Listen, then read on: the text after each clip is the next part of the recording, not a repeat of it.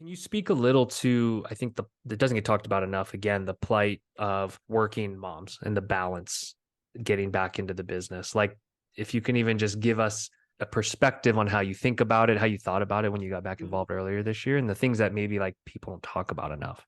Yeah, it's definitely not easy, but I will say being able to work from home and with my husband, it allows for a little bit more flexibility as a mom, which has been great. I was having to get up, rush out the door, get Lane dressed and ready, and to school by like 6:45 in the morning. Yeah, and then working and everything. And so now, once I got back into the business, we were able to sleep in a little bit. So he was a little bit happier. He was getting a little bit more time with the both of us. Um, but we were so busy when I came back. And I mean, we just month over month were doing better than we had ever done. So it was a really great year for us. And that was really hard because I was always on the phone, I was always texting. And so I felt bad. Like, that mom guilt that's just inherently there. I was like, I'm not spending enough time with him. And so I felt like I was a stay at home mom and a working mom at the same time, even though he was in school, at preschool full time. Right. So we really had to find that balance, and then that's when we decided to bring on a virtual assistant, which was such a huge help.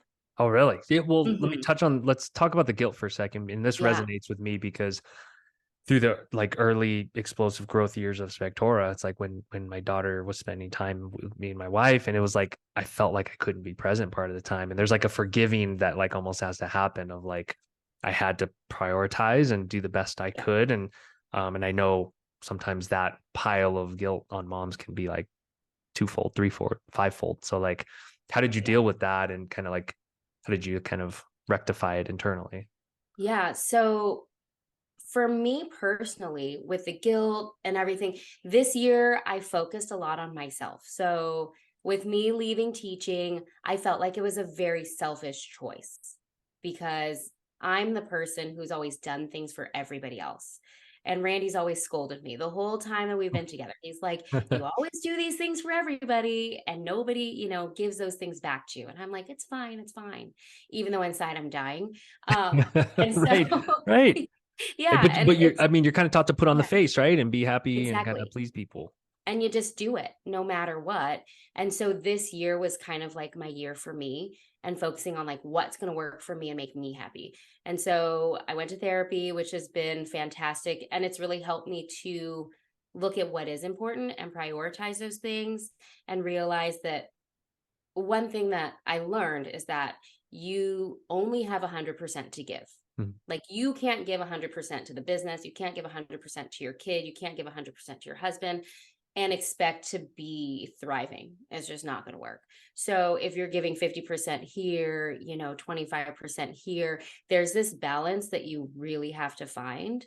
And so I think giving myself grace in that aspect and just I have to have the forethought constantly. And I tell myself all the time, hey, this is okay. Or hey, it's fine that that didn't work out and it's going to be okay.